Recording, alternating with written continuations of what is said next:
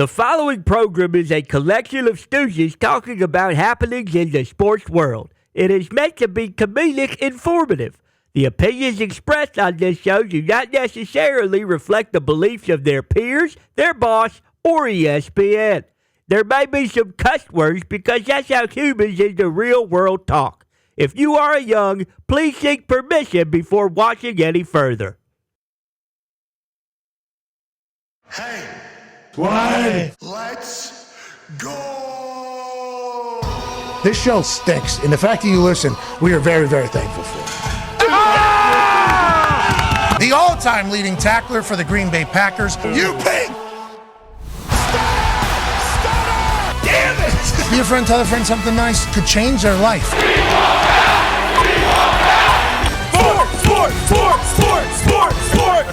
Hello, beautiful people, and welcome to our humble abode, the Thunderdome, on this Overreaction Monday, October 23rd, 2023. This sports program starts now. Football! Happened in a glorious way this weekend. Yesterday, the dogs were barking across the NFL Week 7 Sunday slate. Upsets happening in abundance, some crazy outcomes that we could have never expected, and the refs have finally showcased how terrible they can be on a full NFL Sunday and also a little bit on college football Saturday. We'll be talking about everything that has taken place around the football world, and we are so incredibly lucky that you have joined us. Joining me is the Toxic Table at Boston Connor and at Ty Schmidt. I see a little bit of a snake there on your right pectoral there. Is that all right? Yeah, there's a snake. There's a tiger, taking a drink of water.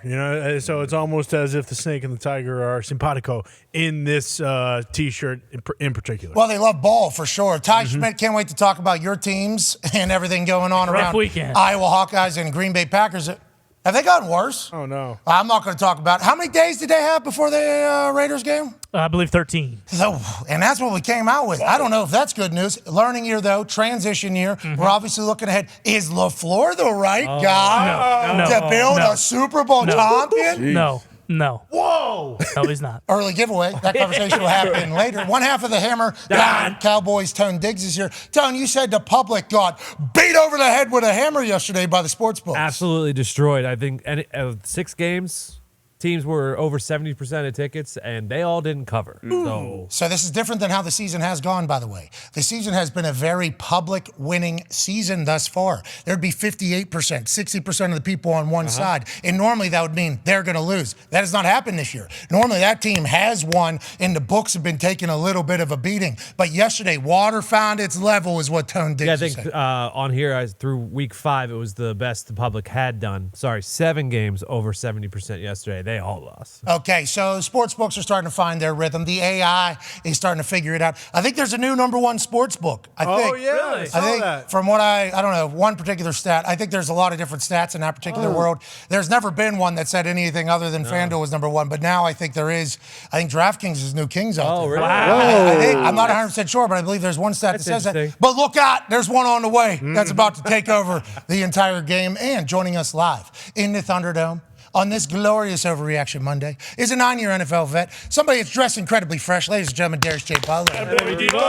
D-But, let's dive right in. Obviously, the Eagles crowned themselves as king after beating the Dolphins last night. Congrats to them. We'll dive in there. Congrats. Big storyline, though, that we need to keep our eyes on in the AFC, more specifically the AFC North. This Baltimore Ravens team is playing incredible football right now. More specifically, Lamar Jackson is playing incredible football right now. They took the brand new Lions into the deep end, beat the hell out of them, and said, "You're the same old Lions to me." What do we know about this Baltimore Ravens team now that says, wait a minute. The Lamar Jackson-led Ravens might be the team in the end that's standing toe-to-toe with the Kansas City Chiefs. And I don't even think we've seen the best of him yet. He is in mid-season form. Lamar Jackson, new OC, Todd Monken, was a lot of talk about that coming into the year. But he's top of the league, top 3 in the league, completion percentage, big plays, just was in full control yesterday against a good Lions team. Most of us probably expected this to be one of the best games on that early slate yesterday. He just dominated from beginning to end. And that defense is one of the best defenses in the league, has been all year long. Pass catchers getting healthy. I don't think we've seen the best of this Ravens team yet. Ravens beat the Lions yesterday, 38-6. Jeez. 38-6. Friend of the program, Kyle Van Noy, 2 sacks, 5 tackles. Woo. Absolute dog off the couch, and he's back. Lamar Jackson throws for 357 and 3 touchdowns. Now, the check to Gus Edwards was like an 80-yard thing, but it don't matter when he throw for 357. Who cares? They were protecting him against that Detroit Lions defensive line, and he's been hitting his targets. Not only Zay, Odell Beckham Jr. got into the action yesterday a little bit. Patrick Ricard had a big-time reception, and Lamar Jackson's always going to be able to do this, even though old Cuz Staley takes Bud into the front row. You let Lamar run. You let Lamar throw. You let Lamar dance around for 10 seconds for a play. There's a good chance something great is coming from it, another touchdown. Lamar Jackson was at his peak yesterday. And during the conversations of negotiations, he wanted to showcase that he's also a pocket passer. Their previous OC was running the same plays, and everybody knew exactly what they were going to do. Now it's kind of expanding the playbook a little bit. Lamar's getting through his reads. He's a little bit more accurate on those 15 to 25-yard balls. He's able to check it down when he has to big dogs like Mark Andrews, who's always open, it feels like, for him. This offense and this Lamar Jackson is a horse that's ready to ride for a long time. Gus Edwards would pull this one away and take off for a nice 80-yard scamper for a massive gain. Is that a D lineman running? Kaminsky, moving. Kaminsky. Hey, Kaminsky, way to go there. Honestly, way to chase that thing down. Brother? But everything that Lamar Jackson did yesterday seemed to be perfect. And is this what you guys are expecting in the AFC North for the rest of the way? Because, Tone Diggs, I got some bad news for you. Even though you go beat the Rams and the Steelers are currently 4-2, What a win. after a bye, they're obviously flawless. And Matt Canada was celebrating touchdowns. Oh, yeah. And Kenny Pickett went for 200 and some yards. Yeah. Pickens went for over 100. 300 total yards for the offense. Najee Harris had 2, and Warren had 1. I mean, it was an offensive juggernaut, that Canada. Quarterback didn't throw for 1. Wide receivers didn't score a touchdown, but still scored a bunch of points. You got to be worried about this Baltimore Ravens team playing their best football right now. Yeah, they are the team in the AFC North. When you beat the Lions by 5 touchdowns, man. Yeah, that's what it was. That's pretty impressive. Because they don't, like the Steelers, they wait to the fourth quarter. Kenny's awesome in the fourth quarter.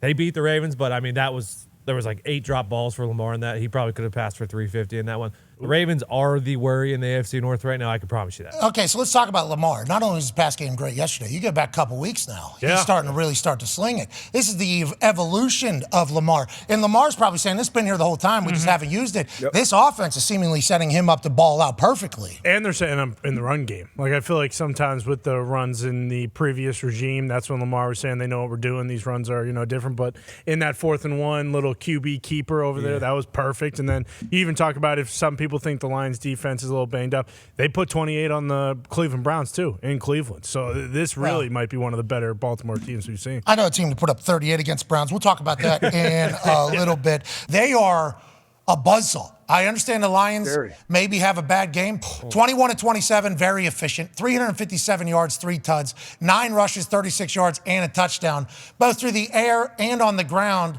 He's evolving right in front of our eyes and only getting better and better and better. And Monken seems like the right guy to do it with him.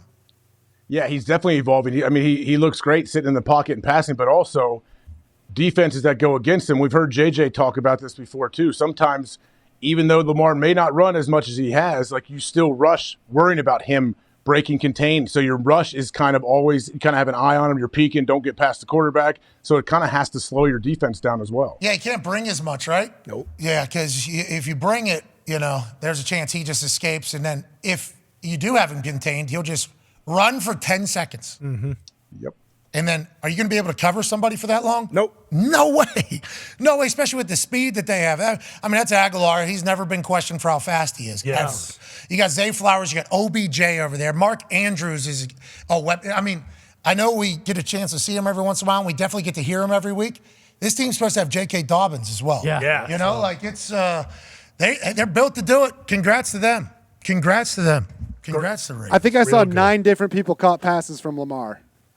Yeah, I think it was in like the first half, too. Yeah. Oh, yeah. He was spinning it. Yeah. That was like, I'm watching it while we were at the Colts game. It was like, oh, this is the Lamar's best game he's ever played. It felt like, because of the throws he was making weren't just wide open munking. It was no, he's throwing this over a linebacker in front of a safety to get Zay Flowers. That was one of the highlights I caught run. I think it's this one right here where Zay Flowers, perfect spot, puts it where he needs to be, and then he gain of 50. They're inside the red zone over here. Yeah, in the time he had was immaculate. If that's going to continue, and he's going to be able to pick people with that ball. Boom. Yeah, it's over a linebacker in front of. He's been hitting a lot of that, man. Yeah. You look back, it's not just this week. You go back to London Town. Baller. I mean, he's spinning it. Yeah, he's. I think he's rushed for. He's had multiple touchdown games running the football twice this year.